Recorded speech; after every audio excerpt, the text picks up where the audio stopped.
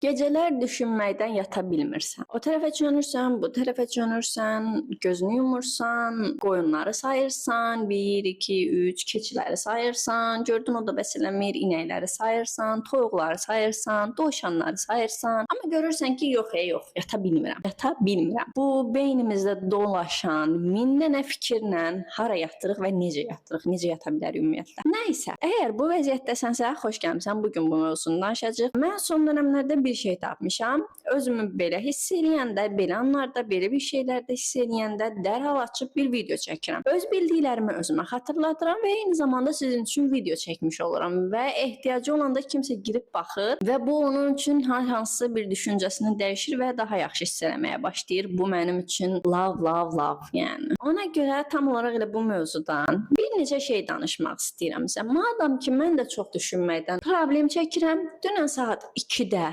gecə saat 2-də yatmışam, səhər saat 5-də oyanmışam və yata bilməmişəm. Bu nə deməkdir bilmirəm. Mənim kimi yatağan bir insan bunu necə bacardı bilmirəm. Sadəcə düşüncələrim sağ olsun. Bax düşünün ki, əslində sadəcə düşüncədir də dediyimiz şeylər. Çox düşünəndə bizə necə təsir edir? Bir müddət sonra qərar vermə qabiliyyətimizi itiririk həqiqətən. Yəni bunu çox düşünən insanlar bildi nə demək istəyirəm. Bir şeyə qərar verəsən, onu o qədər düşünürsən ki, yəni bilmirsən artıq nə seçəsən, nə edəsən, artıq beynin şişməyə başlayır bir yerdən sonra. Ən önəmli və mənim çox diqqət etdiyim bir siz nədir? Bir yerdən sonra özgüvəninizi salır. Yəni düşünürsüz ki, mən hər şeyi bu qədər düşünürəm, hə? Yəqin ki, mən doğru qərar verə bilmirəm də. Mən düzgün qərar verə bilən insanlardan deyiləm də. Deyə düşünməyə başlayırsınız. Yəni eləmirik bunu, həqiqətən səmimi olaq. Yəni eləyirik. Bir müddət sonra artıq özümüzü sorğuluyuruq. Özümüzə buna inandırmasaq da, amma bunu eləyirik. Düşünün ki, qarşınızda bir insan var və etdiyi hər şeyi 100 dəfə ölçür, qərar verə bilmir, 1000 dəfə sorğuluyur elədiyi hər şeyi. Onun haqqında nə düşünərsiniz? Yəni düşünərik ki, böyük ehtimalla bu insan heç doğru qərar verə bilmir heç vaxt və ona görə qorxur bir qərar verməkdən və özünü sorğuluyur bu insan, özünə güvənmir. Bunu düşünərik də düzdür. Bəs özümüz üçün bunu niyə düşünmürük? Elə bilirsiniz düşünmürük, amma düşünürük məncə yəni. Çünki mənim bunun dəfələrlə şahid olduğum anlarım olub yəni. Yəni onu mən xatırlayanda artıq onu düşünəndə deyirəm mələk, nəfəs al, nəfəs ver, davam elə. Bitdi, bu qədər. Yəni bunu həqiqətən bir balaca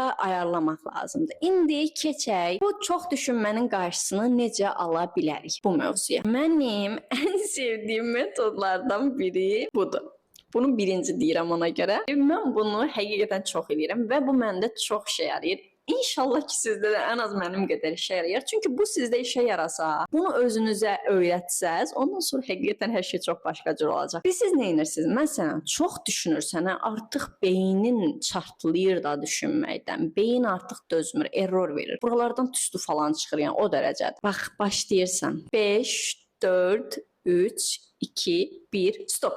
O tıp var ya bir dənə tüklərdə 3, 2, 1 tıp danışmırsan artıq. Eyni onu fərqli cür işlədirik. Stop deyirik və bitdi. Stop dediyimiz andan o barədə düşünmürük. Bəli, insanlıq təkrar düşünəcək. 10 dəqiqədən, 15 dəqiqədən sonra yenə bir beynimizə gələcək. Onda bilirsiniz nə edirsiniz? Təkrar başlayırsınız. 5, 4, 3, 2, 1, stop. Siz ən azından gün ərzində 1 saatınızı, 2 saatınızı qurtarmış olursunuz bu metodla. Amma bundan əvvəl çəkdiyim videoda da dediyim kimi, bəzi şeyləri həqiqətən bir müddət yaşamaq lazımdır. Heç nəyi içinizə atıb, özünüzdən uzaqlaşdırmayın. Siz onu içinizə atdınız, yaşamadınız deyə o yox olmur. İçinizdə daha da böyüməyə başlayır. O videoya da baxmanızı mütləq tövsiyə edərdim. Orada çox bilimsel bir şey danışmadıq, sadəcə dərdləşdik, amma səmimi bir söhbət oldu. İnanıram ki, oradan da bir məlumat götürəcəksən. Və bu metodu, indi deyəcəyim bu metodu bir neçə yerdə əslində görmüşdüm, amma heç sınamamışam. Açığı mənə təsir eləyərmi deyə düşünəndə düşündüm ki, etməz. Yəni sizə eləyə bilər deyə bunu da demək istəyirəm. 15-20 dəqiqə ya da yarım saat dərdinizin böyüklüyünə görə özünüzə bir vaxt təyin edin və gün ərzində 10 dəqiqə, 15 dəqiqə oturun o problem üzərində düşünün. Həmin zaman dilimində düşünün nə düşünəcəksiniz. Ondan sonra heç nə düşünməyin. Gün ərzində də yəni bir ehtimal bunu da yoxlaya bilərsiniz. Və ən sevdiyim və məndə çox işə yarayan bir digər yöntəmi deyirəm, yazmaq. Bir dəftəriniz olsun və o dəftərə həqiqətən hər dəfə dərdli, qəmgin, Pis hiss eləyəndə gedin ora yazın. Hər şeyi yazın. Adına zibil qutusu qoyun. Hər şeyi boşaldın ora, getsin.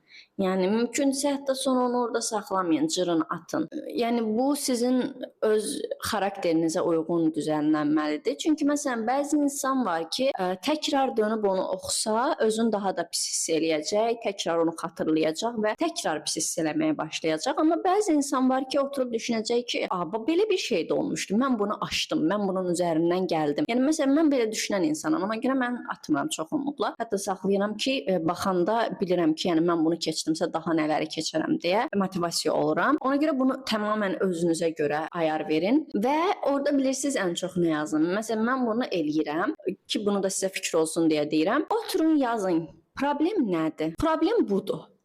Bəs bu həqiqətən realdır, yoxsa ola bilər ehtimalıdır. Çoxunluqla ola bilər ehtimalı olur onlar. Çünki biz həqiqətən dediyim kimi indi baş verən bir şeyə yox da gələcəkdə ola biləcək bir şey üçün narahat oluruq ən çox və bu bizi yormağa başlayır. Yəni ona görə yazın və gözünüzlə görün. Bu problem hal-hazırda var, yoxsa bu sadəcə ola bilmə ehtimalıdır. Bax bunu hər gün özünüzə təkrar düşündürüb bu beyni yormaq yerinə oturun bugün 1 saat, 2 saat ayırın buna. Bu dəftərdə hər şeyi həll eləyin və durun, çıxın, get. Yəni ən məntiqli dostunuz bu yöntəm olmalıdır. Yəni bunu eləmək həqiqətən çox yaxşıdır və çox şey düşündürür insana. Düşünün ki, yazdınız ki, bu fikir, bu problem realdır. Hal-hazırda var və onda özünüzə növbəti sualı verəcəksiniz. Bunu həll etmək mənim əlimdədirmi? Bunu necə həll edə bilərəm? Onu düşünün. Sakit-sakit, yavaş-yavaş ağlınıza neçə yöntəm gəlirsə yazın ki, məsələn bu yolla